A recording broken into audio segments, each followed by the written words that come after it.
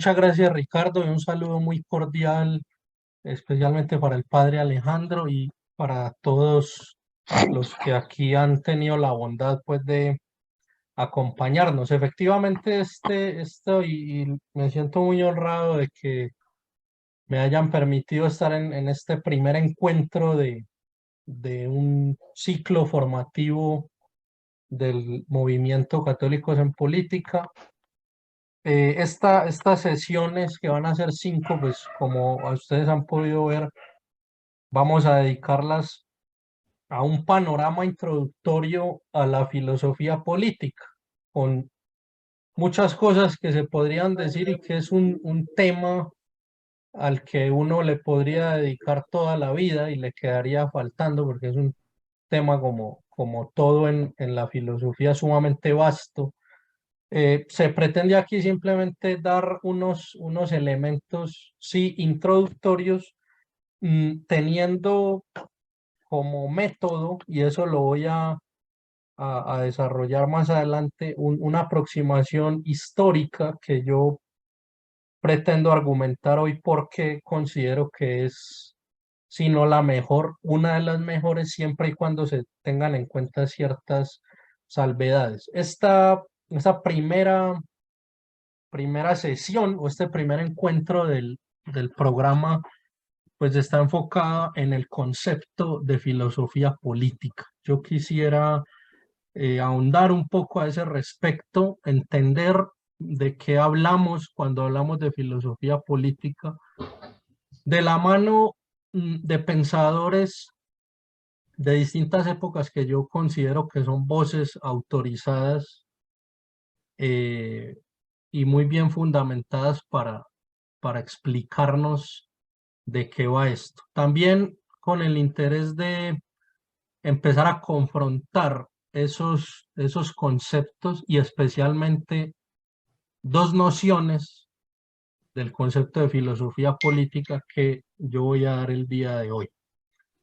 Yo quisiera, pues, respetando un orden lógico, hablar primero del concepto de filosofía, y en eso no pretendo dar muchos rodeos, sino ir directamente a un concepto de filosofía y filosofar que expone un filósofo del que ustedes quizá han oído hablar, que es Joseph Pieper. Joseph Pieper, filósofo alemán que vivió entre 1904 y 1997, en una obra suya titulada Defensa de la Filosofía, que la recomiendo desde ya a todos, y de un modo especial a quienes están en el ámbito de la filosofía, si hay alguno, porque es un texto sumamente valioso para introducirse a la filosofía. Creo que esa sería el área en la que podemos enmarcar este libro,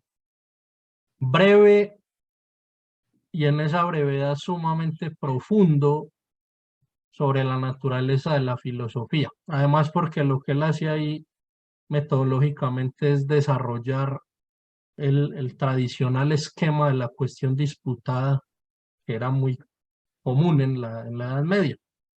Y él ahí afirma que filosofar, y aquí lo escribo en el chat porque va a ser una noción de lo que es la filosofía de la que vamos a partir. Filosofar es, dice Piper, reflexionar sobre la totalidad de lo que nos aparece con vistas a su última razón y significado. Esa, para mí, entre varias nociones de la filosofía y del filosofar que he conocido a lo largo de mi formación, me parece una muy sintética y muy bien lograda, que da con unos conceptos clave a su vez, como son el de reflexión, el de totalidad y por último el de razón y significado, lo cual presupone algo esencial hoy negado por el nihilismo, y es que existe la razón, existe el significado, y existe el sentido de las cosas. Por otro lado, en este concepto de filosofía subyace la noción muy clásica griega que aparece de una manera más canónicamente expresada en Aristóteles, de que esto de la filosofía tiene que ver con buscar primeros principios y primeras causas. Ahí, dicho con otras palabras, subyace la noción más griega de la filosofía. Y en ese concepto griego, pues está presupuesto aquello que dice Aristóteles en la primera línea de la metafísica, de que todo hombre por naturaleza desea saber. Incluso Aristóteles dice que la prueba de ello es el amor a las sensaciones. Así concluye como esa primera línea de la metafísica. Y sí, la búsqueda de causas, la búsqueda de razón y de significado surge de una tendencia natural de nuestro entendimiento por buscar respuestas sólidas y suficientemente sustentadas. El entendimiento no se conforma con otra cosa diferente a eso. Y por lo tanto los griegos llamaron a eso un amor, una atracción, es un deseo. El alma humana se ve como compelida, se ve impactada por una belleza, podríamos decir que es la belleza misma de la verdad. Y por eso hablaron de una filia tesofía, un amor, particularmente un amor de amistad, pero uno también podría hablar de que tiene una dimensión erótica hacia eso que es la sabiduría, que podemos decirle también verdad, un deseo y un amor por escudriñar la realidad, buscando pues efectivamente, como dice Piper, razón y significado. Cuando entonces usamos el adjetivo política, de una manera muy sencilla, pues haríamos la conjunción y diríamos que la filosofía política consiste en la reflexión sobre la política, los hechos políticos, los fenómenos políticos, la vida política, con vistas a su última razón y significado. Ese sería un concepto elemental. Pero aparece entonces la pregunta de ¿qué es eso de la política? Ya un poco tenemos claro concepto de filosofía, podemos ir vislumbrando en qué consistiría entonces la filosofía política a la luz de esa noción de filosofía, pero, repito, aparece la pregunta por la esencia de la política. Y es ahí donde yo quiero ir a otro gran texto importantísimo de nuestra tradición, un texto fundamental, que pienso yo que debería leerse en los años iniciales de la formación, o por lo menos leerse algunos de sus libros, y ese texto es La Ética Nicomaquea. Y es posible habilitarme para compartir la pantalla, pues muy bien, y si no, no hay problema, por si lo podemos ver ahí perfecto, en la pantalla. Este es, creo que allá lo pueden ver, un fragmento del libro primero de la Ética a Nicómaco o Ética Nicomaquea de Aristóteles. Es importante en esto, como en todo, remitirse precisamente a los clásicos, ya lo decía, para ver que las ideas centrales de un tema como puede ser la política, las ideas nucleares, las ideas fuerza y las preguntas esenciales que hasta hoy subsisten, están ahí en esos grandes tratados, razón por la cual una buena educación desde las etapas elementales tiene que tener estos textos.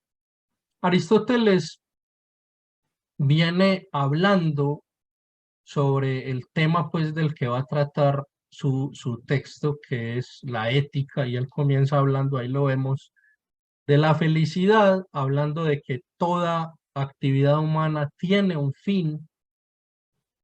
Eso le permite ir pues, esbozando de qué va eso de la ética. Recordemos el título del libro, Ética a Nicómaco, que era su hijo, según se sabe. Pero entonces ahí aparece inmediatamente el tema de la política. Y aquí me parece que está la definición y la noción de política más acertada, y que debe estar por lo menos implícita en todo concepto correcto y adecuado de lo que es la política. Voy a leer entonces el fragmento y luego hacemos un comentario a ese respecto, y también si ustedes en el espacio final quieren decir algo, pues está muy bien. Dice Aristóteles, si pues de las cosas que hacemos hay algún fin que queramos por sí mismo y las demás cosas por causa de él, y lo que elegimos no está determinado por otra cosa, pues así el proceso seguiría hasta el infinito, de suerte que el deseo sería vacío y vano. Es evidente que este fin será lo bueno y lo mejor. ¿No es verdad entonces que el conocimiento de este bien tendrá un gran peso en nuestra vida y que como aquellos que apuntan a un blanco no alcanzaremos mejor el que debemos alcanzar? Si es así, debemos intentar determinar esquemáticamente al menos cuál es este bien y a cuál de las ciencias o facultades pertenece. Parecería que ha de ser la suprema y directiva en grado sumo. Esta es manifiestamente la política. En efecto, ella es la que regula qué ciencias son necesarias en las ciudades y cuáles ha de aprender cada uno y hasta qué extremo. Vemos además que las facultades más estimadas le están subordinadas, como la estrategia, la economía, la retórica. Y puesto que la política se sirve de las demás ciencias y prescribe además qué se debe hacer y qué se debe evitar, el fin de ella incluirá los fines de las demás ciencias, de modo que constituirá el bien del hombre. Y ojo a lo que dice aquí Aristóteles. Pues aunque sea el mismo el bien del individuo y el de la ciudad, es evidente que es mucho más grande y más perfecto alcanzar y salvaguardar el de la ciudad, porque procurar el bien de una persona es algo deseable, pero es más hermoso y divino conseguirlo para un pueblo y para ciudades. Ahí está expresado con esa frescura de los lugares comunes de los textos griegos la esencia de la política. La política es ciencia del bien común, lo cual explica este subtítulo que se pone acá, que aunque no sean palabras textuales de Aristóteles, sí coinciden con la manera en que Aristóteles entiende la política. Dice que la ética forma parte de la política, y eso habría que saberlo entender.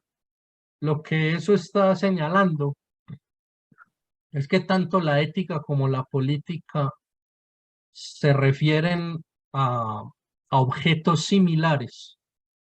En el caso de la ética, el bien personal, el bien del individuo, el bien de la persona, y eso es todo un saber y toda una ciencia a la que precisamente está dedicado este texto, así como otros, la Magna Moralia y la Ética Eudemia, etcétera.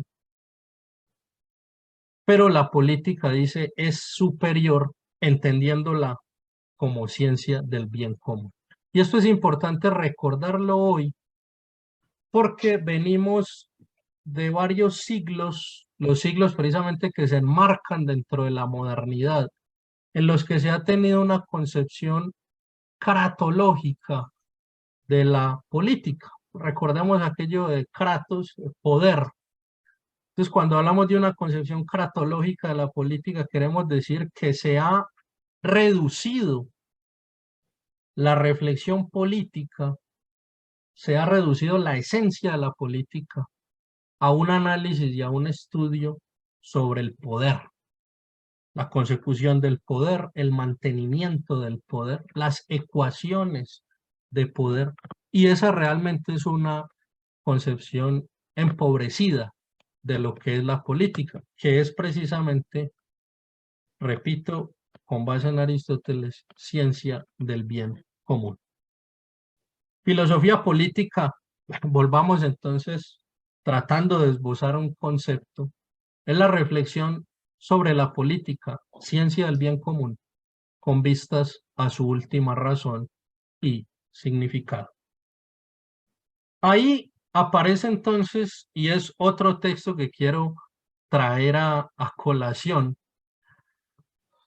en la autobiografía de Joseph Pieper, el filósofo que ya mencionaba, una autobiografía que está en 3 tomos, por ahora en alemán e inglés. Yo he venido traduciendo algunos trechos que me han parecido interesantes.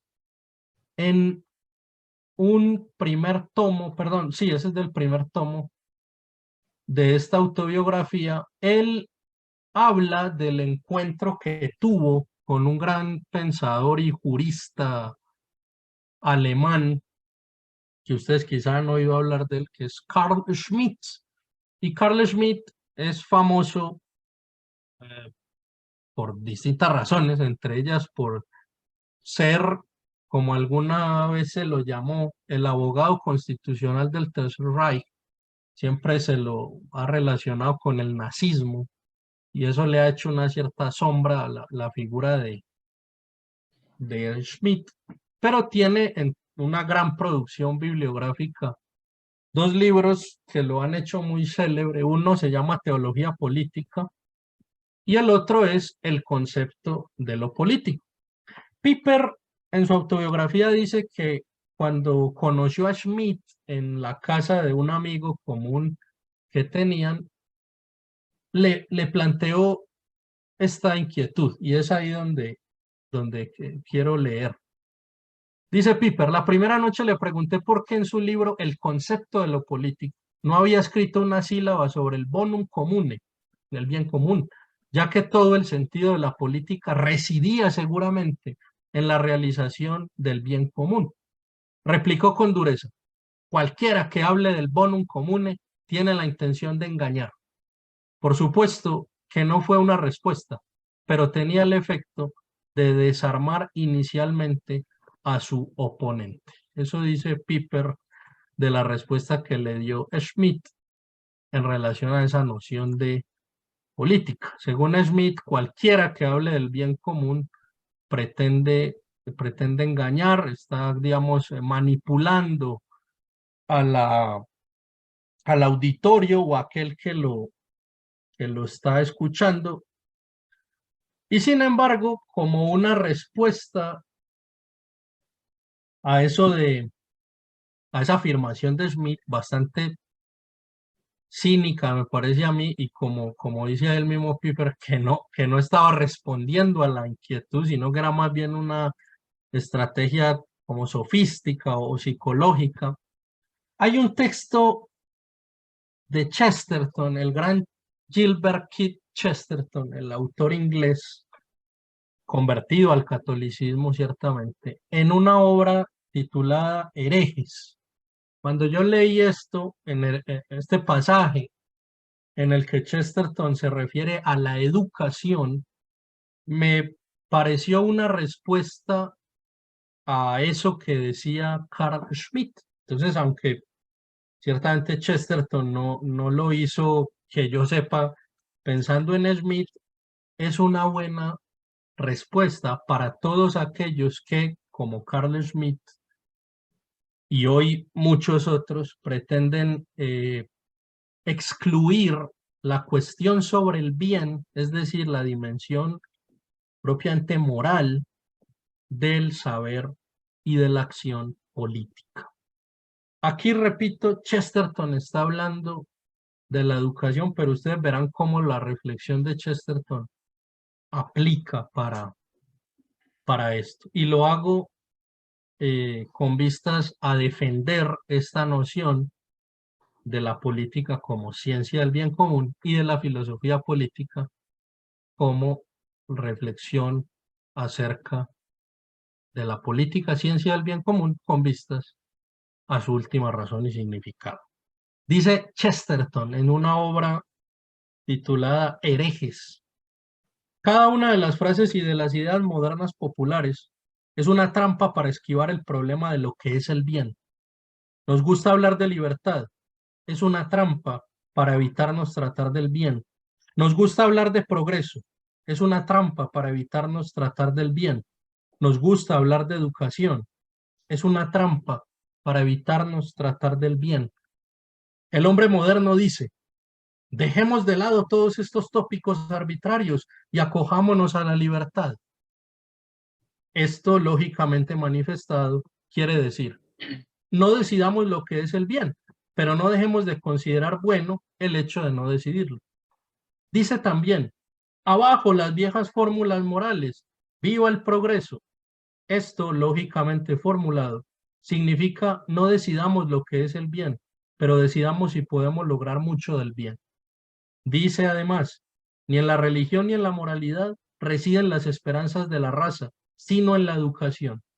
Esto, claramente expresado, significa: no podemos decidir lo que es el bien, pero leguémoslo a nuestros hijos. Como ustedes pueden ver ahí, lo que Chesterton está tratando de expresar, y con el buen humor que tradicionalmente tuvo Chesterton, es que es contradictorio intentar excluir la reflexión sobre el bien de cualquier ámbito, sea la educación, que era el tema central de ese capítulo de la obra, como de la política, que es el tema que nos convoca el día de hoy. Hasta ahí entonces ese primer concepto que yo quiero traer, y que sea entonces una idea fuerza, una idea nuclear, una conclusión primera que nos quede de que la política, por muchas cosas que se hayan dicho en los últimos siglos y que hoy se repitan, tiene que ver esencialmente con el bien común, el bien de la polis. De ahí viene la expresión, según Jäger y otros grandes exégetas, no correctamente traducida por ciudad o ciudad-estado. Es un concepto que quizá no tenga una traducción tan precisa a la lengua castellana, pero que en todo caso apunta a la naturaleza social del hombre, de que el hombre es por naturaleza y no por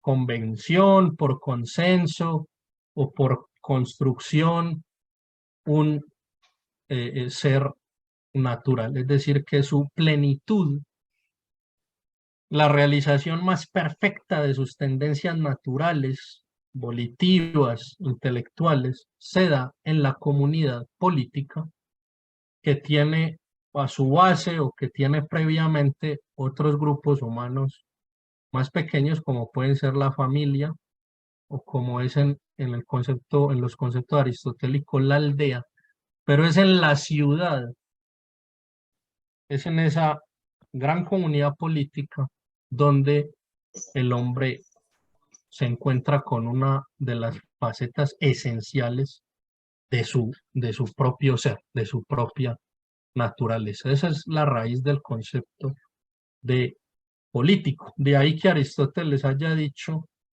que el hombre es animal político. Es una afirmación antropológica fundamental para nuestra disciplina, el famoso zoon politikon aristotélico.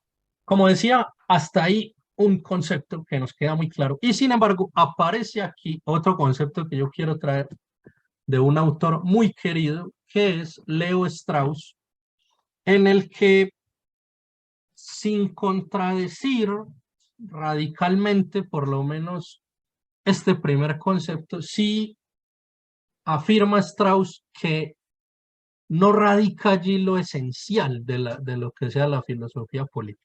Y aquí le tengo que dar los créditos al querido maestro Mario Caponeto, que fue el que me dio a conocer o nos dio a conocer este pasaje en un reciente panel sobre Jordán Bruno Yenta, el gran Yenta, gran filósofo político. Y el maestro Mario Caponeto hablando sobre el pensamiento político de Yenta y cómo la vida política de Yenta no había estado desligada de su filosofía, trae este pasaje en el que Leo Strauss, el gran filósofo judío, eh, inmigrante, luego él creo que se radicó en los Estados Unidos y que es uno de esos, como el maestro Caponeto dice, maestros del regreso o filósofos del regreso. Leo Strauss aquí nos da una noción importante de lo que es la filosofía política, con la cual también quiero que nos quedemos porque me parece que está expresando mucho de lo que el movimiento católico en política pretende hacer. Dice Strauss en este libro que se llama ¿Qué es filosofía política? Otra obra muy recomendada. Defender la filosofía ante el tribunal de la comunidad política supone justificar la filosofía en términos políticos, o sea, con un argumento que se dirige no a filósofos, sino a ciudadanos como tales, para demostrar a los ciudadanos que la filosofía es permisible, deseable e incluso necesaria. El filósofo tiene que seguir el ejemplo de Odiseo y partir de premisas que merezcan el consenso universal o de opiniones generalmente aceptadas. Tiene que argumentar ad hominem o dialécticamente. Y aquí voy a la parte esencial de este pasaje. Desde este punto de vista, el adjetivo política en la expresión filosofía política no designa tanto un tema de fondo como un sistema metodológico. Desde este punto de vista, digo, la expresión filosofía política no significa esencialmente un tratamiento filosófico de lo político, sino un tratamiento político o popular de la filosofía, o la introducción política a la filosofía. El intento de conducir a los ciudadanos cualificados, o mejor aún, a sus hijos cualificados de la vida política a la vida filosófica. Este significado más profundo de la filosofía política concuerda perfectamente con su sentido ordinario, porque en ambos casos la filosofía política viene a culminar en un canto a la vida filosófica. De todos modos, este sentido es definitivo, porque significa la justificación de la filosofía ante el tribunal de la comunidad política y, por tanto, al nivel de discusión política. El filósofo, así, tiene que entender lo político exactamente como se entiende en la realidad. Esta noción, entonces, de Strauss, en esta magnífica obra, que se la recomiendo también, ¿qué es filosofía política? Nos está diciendo, pues eso, que si bien esa primera noción a la que le hemos dedicado la mitad de nuestra clase de hoy, de nuestra sesión, puede ser correcta, lo esencial de la filosofía política es un tratamiento político de la filosofía o una introducción política a la filosofía. El intento de conducir a los ciudadanos cualificados, cada uno de ustedes, que no me cabe duda de que son personas sumamente cualificadas y que por eso han llegado a este movimiento o están interesados en una acción política desde unos principios católicos. o mejor aún, a sus hijos cualificados de la vida política a la vida filosófica. Es decir, el camino más que terminar en la acción política o en una especie particular de acción política, desemboca en una vida filosófica que consiste, pues, primero en la búsqueda de la verdad, en la búsqueda, repito, de primeros principios y primeras causas, y fundamentalmente en una vida buena, en una vida en la que las virtudes morales se plasmen y conformen como una segunda naturaleza de la persona. Es decir, que lo que se pretende con una reflexión sobre la política es en general introducirnos a todos a un modo filosófico de vivir. Y ese modo filosófico, que nos lo enseñaron muy bien los griegos, consiste en, repito, en esas dos cosas. Son como dos vertientes, pero que son complementarias y que están sumamente imbricadas. La búsqueda de la virtud y la búsqueda del bien la búsqueda de la verdad, perdón, y la búsqueda del bien, la búsqueda de la felicidad, porque eso es a lo que nuestra naturaleza aspira. Y esa idea me permite compartirles ya algo, ahí sí más de mi cultivo personal, que nos permite entender cómo se ubica la filosofía política dentro del gran plano, digamos, o el gran campo de la filosofía. Tradicionalmente, en un modelo más escolástico que yo comparto, pues se nos ha dicho que la filosofía se divide en teórica y práctica, o en especulativa y práctica. La especulativa o la rama especulativa o teórica de la filosofía se ocupa de la verdad, de esa adecuación del conocimiento con la realidad, mientras que las ramas prácticas de la filosofía se ocupan del bien o de particulares tipos de bien, como puede ser el bien estético, la belleza, el bien ético, el bien moral de la persona individual, recordemos lo que dice Aristóteles, y el bien común.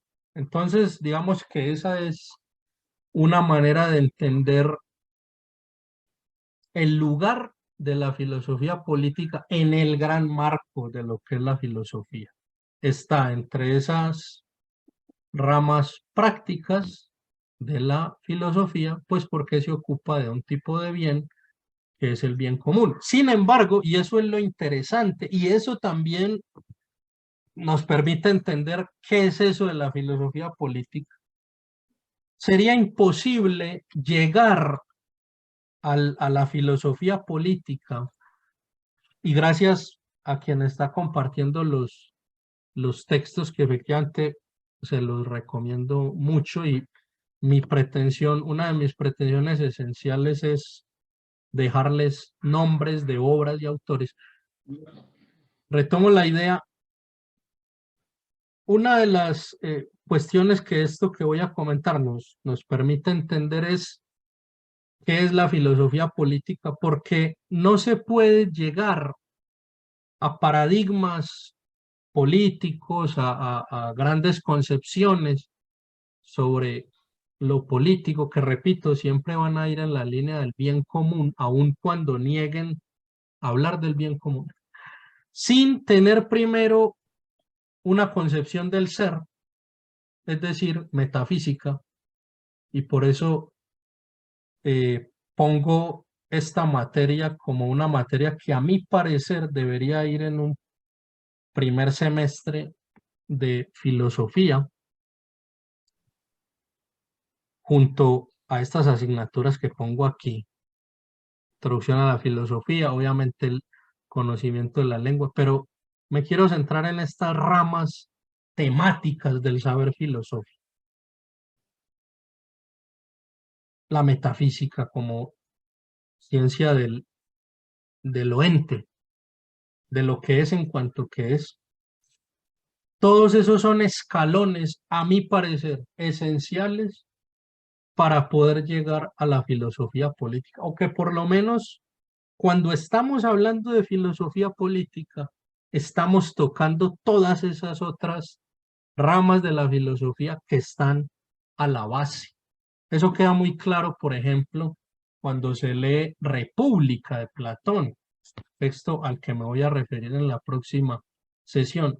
Platón tiene que hablar, para hablar de la polis justa, para hacer un gran tratado de filosofía política, tiene que hablar de todo esto, de teodicea, por ejemplo, es decir, de Dios, de lo que se entiende por Dios o por los dioses, es fundamental, de cosmología del mundo, qué es el mundo, qué es la naturaleza y cómo está ubicado el hombre ahí, por decir algo y dar definiciones muy someras de estas ramas de la filosofía. Tiene que haber una idea del hombre, de lo que el hombre es, antropología filosófica, del alma, que queda también muy claro en Platón, en República. La polis termina siendo, dice Platón, una versión macro, una versión a gran escala del alma, razón por la cual el orden en la polis se da de una manera análoga al orden y la justicia en el alma. Quien ha leído República recordará ese tema de las clases sociales y las partes del alma, etcétera, etcétera. Pero en todo caso, es es un tratado de filosofía política que nos muestra la necesidad de hablar de estos temas y muy particularmente de psicología. Teoría del conocimiento, porque también a la base de toda propuesta política hay una teoría del conocimiento. Hay un relativismo, o hay un realismo, o hay un escepticismo, o hay un subjetivismo. Bien se sabe que la democracia moderna tiene una base relativista, según la cual no existe verdad como adecuación del conocimiento con la realidad, sino que la verdad más o menos la hace el pueblo, la construye el pueblo, la verdad se puede consensuar y en últimas eso es más bien decir que no hay verdad y que por lo tanto es el imperio de la doxa y de la opinión y de quien haga valer su opinión ante la masa a través de estratagemas retóricas. Hay una teoría del conocimiento siempre. La lógica, evidentemente, sobre todo como herramienta para discernir si los discursos políticos cumplen con las leyes y los principios más básicos del pensar bien y pensar correctamente. Yo pienso también que antes de estudiar la filosofía política hay que estudiar la filosofía del lenguaje, la filosofía de la ciencia, la filosofía del arte, de lo bello, la ética para poder llegar, esa era mi pretensión de mostrarles esto, a la filosofía política. Siempre que estamos hablando de filosofía política, de alguna manera más explícita unas veces, más implícita otras, estamos tocando estos temas. Y por eso, volviendo al texto de Aristóteles, por lo menos desde una concepción natural, nosotros como católicos sabemos que la ciencia suprema es la teología. Pero por lo menos desde esta perspectiva natural pagana griega, Aristóteles sí acierta al decir que la política es ciencia suprema y directiva en grado sumo. Es como que pone las cosas y pone a las personas en su lugar. Yo, pues, termino aquí mi intervención que, repito, pretendía un primer acercamiento a la filosofía política, escudriñando ese concepto a través de estas dos grandes definiciones de dos autores muy destacados que de alguna manera se complementan, pero que desembocan en una idea que también es muy importante, y es que estamos llamados, cuando hablamos de la filosofía política, no solo a saber algo, sino también a ser nosotros mismos algo. Y eso es una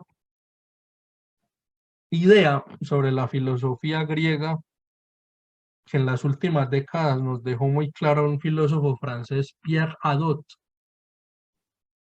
según la cual, cuando los griegos hablaron de filosofía, no hablaron fundamentalmente de un saber, sino de un modo de vida. Todo lo que se hacía en las distintas ramas de la filosofía, fuera metafísica, cosmología, política, etcétera, teodicea, apuntaba a un modo de vivir.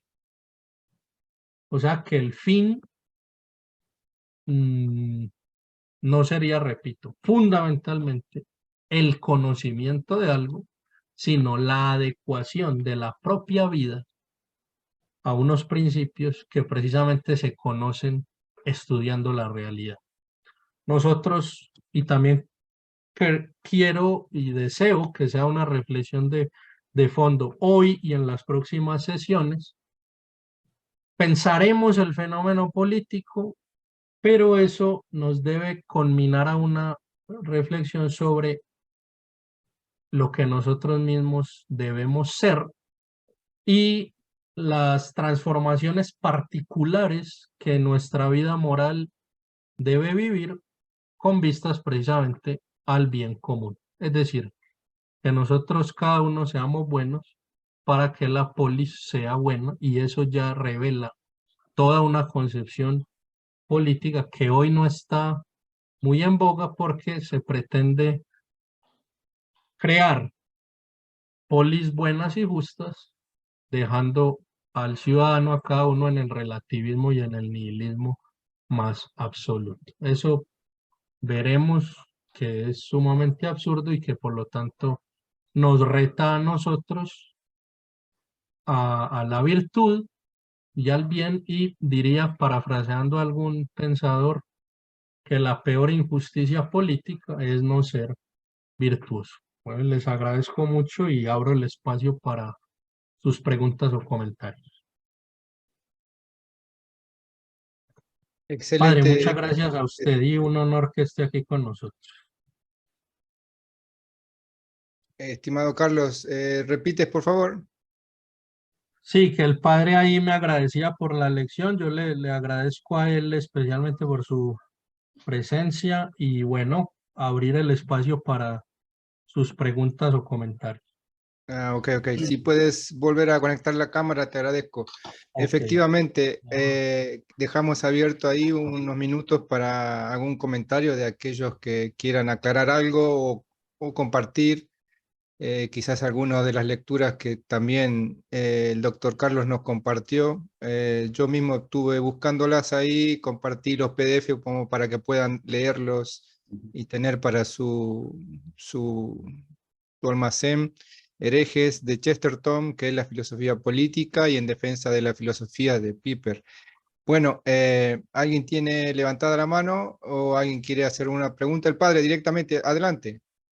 Buenas noches a todos nuevamente y nuevamente muchas gracias, profesor, por esta lección que nos ha impartido. Simplemente, más que una pregunta, compartir una impresión. Me ha llamado muchísimo la atención el descaro, podríamos decir, de Carl Smith al hablar de esa manera del bien común. O sea, cualquier persona que pretenda hablar del bien común está tratando de engañar al personal. O sea, este hombre niega la existencia del bien común, digo, porque es que parece algo tan, no sé, no sabría cómo decirlo, me ha sorprendido enormemente.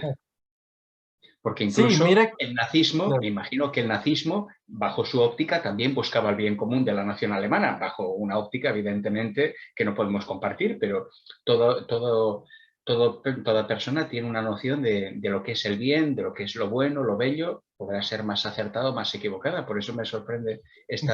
esta afirmación de Carl Schmitt.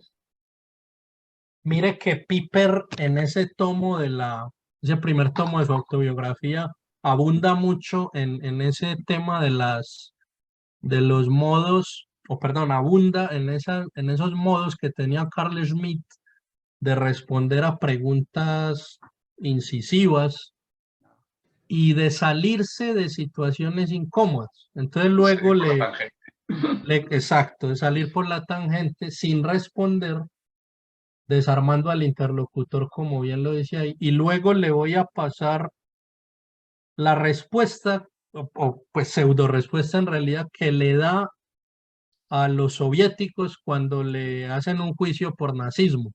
Era como un comité o tribunal de desnazificación, pero no americano, sino soviético. Y él le sale con una cosa sumamente ingeniosa, que los tipos se ríen, pero que efectivamente no era una respuesta. Entonces sí, es algo y yo pienso que se usa mucho a veces en los ambientes filosóficos, de ese ingenio y de a veces también usar la erudición para negar verdades evidentes o para evitar dar una argumentación sólida. Es algo que Sócrates le enrostra a los sofistas, ¿sí? Que muchas veces eran como ingeniosos, pero que se salían efectivamente por la tangente, y la función del tábano Sócrates, como él mismo se llama, es precisamente eso, de velar y aguijonear a ese noble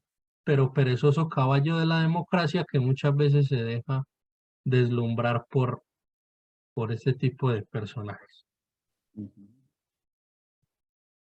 Además atiende hacia el título del libro, ¿no? Que Piper en el concepto de lo político, pues eso es bastante llamativo.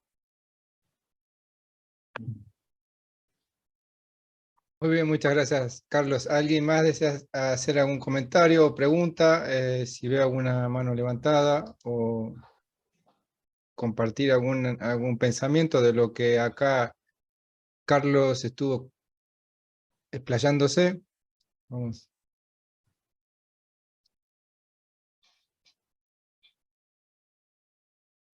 Eh, eh, Adelante, Adrián. podría, sí, profesor, Sí, señor. podría ser, volviendo al tema que planteó el padre Alejandro, podría ser que el tema de Carl Smith y el bien común está relacionado con la modernidad y que la concepción en realidad que él tiene del bien común es un bien común producto de la ideología y dinámico, más que un bien común esencial, como podría ser una concepción clásica de Piper, Santo Tomás, San Agustín, etc., Aristóteles, Platón. Podría ser que venga por ahí esto de, más allá del ingenio que demostró al evadir la pregunta, podría ser que filosóficamente venga por ahí el tema. Yo pienso que es probable, y por lo siguiente, porque como bien sabemos en la obra de Schmitt, o el elemento esencial quizá de lo político, el elemento nuclear de lo político es la contraposición amigo-enemigo, razón por la cual me parece que está todavía en el marco de esas concepciones que llamaba cratológicas. Entonces sí, para una persona que, que tiene esta forma de pensar, la noción de bien y de bien común podría quedar subordinada a los intereses del poder. Él tiene también mucho esa nota de querer, de que él habla de la política como es, ¿no? De un realismo mientras que otros autores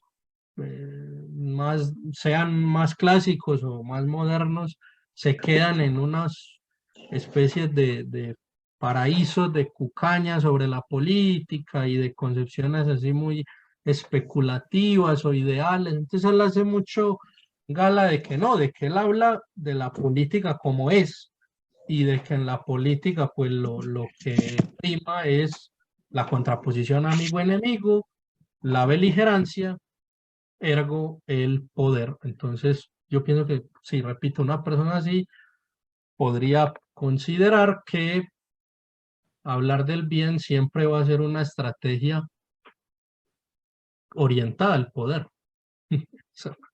Se me ocurre que va por ahí. Muchas gracias, profesor. Sí, entonces sí, me parece que tiene razón. En el chat he puesto precisamente este pasaje de lo que él le dice al Tribunal de Desnazificación y posteriormente, si quieren, lo comentamos. Pero en fin, era ahí para que lo tengan. Sí. Claro, claro, comenta, Carlos, si tienes un momento, no hay Ok, problema. bueno, leámoslo. Mire, dice ahí, Piper, recuerdo, esto es el primer tomo de la biografía de Joseph Piper, se llama Nadie podría haberlo sabido. Eso cubre los primeros 40 años de Piper. Dice aquí, recordé el viejo dicho de que la verdad que nutre y la brillantez de las formulaciones parecen incompatibles. Igual, cuando me enteré de la ingeniosa elegancia con la que Carl Schmitt había logrado él mismo una liberación anticipada del internamiento después de la guerra. Ante la Comisión rusa sostuvo que su pasado supuestamente nazi debía entenderse siguiendo el patrón del experimento de von Pettenkofer. El examinador oficial, aunque aparentemente un hombre educado, naturalmente no tenía idea de qué estaba hablando. Alrededor de principios de siglo, Max von Pettenkofer, un científico alemán, expuso la tesis de que las enfermedades infecciosas no eran causadas solo por el bacilo, que era decisiva la susceptibilidad del ser humano a la enfermedad. Para probar esta tesis, él bebió un vaso de agua que contenía un cultivo completo del bacilo del cólera y de hecho se mantuvo en buen estado de salud. La conclusión de Carl Schmitt fue la siguiente: usted ve, yo hice lo mismo, bebí el bacilo nazi, pero no me infectó, lo cual por supuesto, si fuera cierto, habría hecho real y verdaderamente inexcusable su conducta. Pero se rieron desconcertados y accedieron a su liberación, es decir, asumiendo que la historia no fue inventada y puesta en marcha por el propio Carl Schmitt. Esa era una salvedad que no dice, que Piper, bueno, suponiendo que es verdad, hay que ser es un descarado. Y si no, puede ser una invención del mismo Carl Schmitt en loor de su propia capacidad y repentismo, ¿no? O sea, en cualquier caso, repito, es todo lo contrario a una genuina filosofía, ¿no? Que la filosofía busca respuestas verdaderas, busca respuestas sólidas, suficientes, mientras que la ideología, que siempre es la manifestación en cualquier época de lo sofístico, es decir, del culto a la mentira, del culto a la apariencia, lo que busca es la confusión, es lo que es confundir al otro para que no vea lo que precisamente la verdad muestra. Leonardo Polo, el filósofo español, decía que la sofística es la filosofía, podríamos decir es la pseudofilosofía, pero tomémoslo así, entendiendo lo que él quiere decir. Dice, es la filosofía de los tiempos de crisis. Por eso en los tiempos de crisis, en las épocas de crisis, como es la nuestra, los que figuran como grandes filósofos son un montón de charlatanes, de sofistas, precisamente. Y los verdaderos filósofos, los que hacen culto de ese amor por la sabiduría, de búsqueda de principios y causas, que están dispuestos a dar la vida por esos principios y esa verdad, como la dio Yenta, que murió precisamente en la calle, en la lid, en la Chivitas, ¿no? Decía el maestro Mario Caponeto que eso es muy simbólico. Ese personaje es un outsider, o sea, está al margen de esos grandes círculos. Y yo pienso que es muy de la naturaleza del filósofo auténtico eso, porque muchas veces esos espacios y esas alfombras rojas y esas grandes galas de los filósofos son maneras en que el poder trata de manipular al pensador, ya no para que piense libremente, sino que use su prestigio para repetir las ideas que al régimen le conviene. Es lo antitético a una filosofía política. Muy bien, agradecido también nuevamente, Carlos. Y por último, quería reforzar uno de los comentarios que habías hecho: ¿por qué un católico de a pie, como los muchos que estamos por acá reunidos, es necesario al menos empezar a leer estos temas, entenderlo mínimamente, o quizás como en el objetivo de este curso introductorio a temas filosóficos y entender la política como tal también, resultaría válido? Algo dijiste sobre que era importante también a la educación de nuestros jóvenes, ¿no? Y muchos de los que estamos acá, padres de familia, madres, preocupados también por la juventud, ¿no? Y es ahí donde también como miembros de este pequeño incipiente movimiento, vemos que es la juventud donde también el enemigo va detrás de ella y sabiendo por dónde atacarla, ¿no? Entonces, ¿qué relación tiene todo esto de la filosofía para estos temas, ¿no?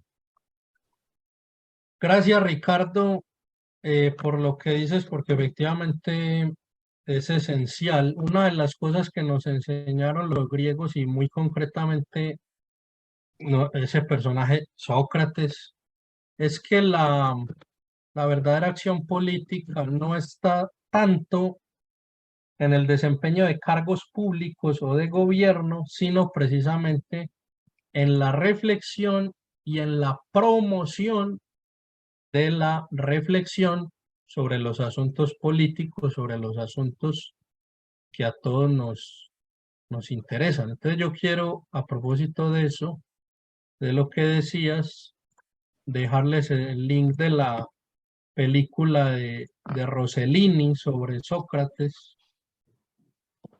si no la han visto, para que se degusten un poco con esta película de ese estilo socrático y que muestra lo que es verdaderamente la acción política, que va más en relación a eso, la educación, la promoción del pensamiento crítico, hacer las preguntas que hay que hacer, no evitar los temas incómodos, independientemente de que uno ocupe o no un cargo público. Eso no es lo esencial, sino el lugar que tenga en la polis, que debería ser un lugar filosófico.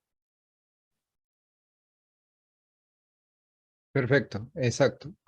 Bueno, ahí estamos. ¿Hay alguien que desea hacer alguna consulta más, algún aporte? Si no, vamos llegando al final. Carlos, nuevamente muchas gracias.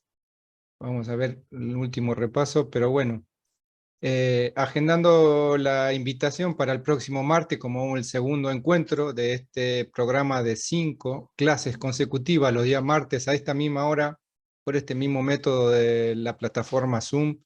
El acceso lo tienen cada uno en su email y obviamente lo compartiremos en el grupo el martes, Dios mediante. Nuevamente muchas gracias a cada uno de los que participaron, se inscribieron, son muchos, algunos que por cuestiones laborales o de agenda no se conectarán, tendrán la posibilidad de ver esta primera clase en el canal que está en YouTube del Movimiento Católicos en Política. Luego compartiremos el link para que lo vean allí y lo puedan rever. Nuevamente con Carlos agradecido, y sabiendo y conociéndolo un poquito, sé que es siempre de su agrado compartir muchos libros, muchos PDFs, que son uno más valioso que el otro, así que les ruego tengan a bien poder leerlos respetuosamente, ahí los compartimos en PDF, son digitales, como para que puedan ir llevando una lectura, entendiéndola, quizás anotando algo para una consulta con él mismo, con Carlos el martes que viene, sobre el tema que fue hoy, y así seguir avanzando. Recuerden que en este espacio tuvimos la oportunidad de tener al final un certificado de participación, y como para aquellos un poquito más valientes y atrevidos que se dediquen un poquito a la lectura y demás, tengan la posibilidad de hacer un breve examen de 10 preguntas, nada difícil y nada temerario tampoco, como para que pueda tomarlo a esto como realmente un compromiso de formación como tal es, con el mismo grado de compromiso con el que Carlos nos acompaña y como el que cada uno de vosotros ha tomado, tomándose un tiempo en esta tarde, en esta noche, para participar. Nuevamente muchas gracias y ojalá nos veamos pronto el martes, Dios mediante. Carlos, agradecido, es tu cierre, por favor. Bueno, a ustedes muchas gracias, especialmente a Ricardo, y bueno, con mucha expectativa de nuestras próximas sesiones, y que quedo a sus órdenes para todo aquello en lo que pueda servirles. Muy bien, como es costumbre, todavía lo vemos ahí, aunque ya es muy tarde por España, el padre Alejandro, si puede darnos una bendición final y finalizamos este primer encuentro para vernos Dios mediante el martes a la misma hora. Pues yo también quiero darle las gracias, doctor, por esta clase introductoria, y ya estoy con el ansia de que lleguemos los próximos martes para seguir profundizando en estas cosas. Me ha hecho recordar Gracias, padre. ya la filosofía ya que había estudiado en mis tiempos del seminario, que han quedado ya muy atrás, pero bueno, es un buen aliciente. Pues damos gracias a Dios por este rato de compañía, de fraternidad y sobre todo de formación. Le pedimos al Señor que nos avive el intelecto para poder asimilar convenientemente estas lecciones, que podamos encontrar el elemento práctico en nuestra vida y sobre todo que podamos trabajar por ese concepto tan discutido últimamente como es el bien común. El Señor esté con vosotros Y con tu espíritu. y que la bendición de Dios Todopoderoso, Padre, Hijo y Espíritu Santo, descienda sobre todos ustedes. Amén. He dicho con vosotros, como decimos en España, perdón, ustedes en Hispanoamérica. Bueno, pues hasta el martes de la próxima semana, si Dios quiere. Hasta el martes. Un abrazo a todos. Un abrazo para todos. Muchas gracias. Gracias a Chao. todos. Gracias, profe. Muchas gracias. Adiós. Muchas gracias a todos. Bendiciones. Muchas gracias. Igualmente. Hasta luego, padre. Chao.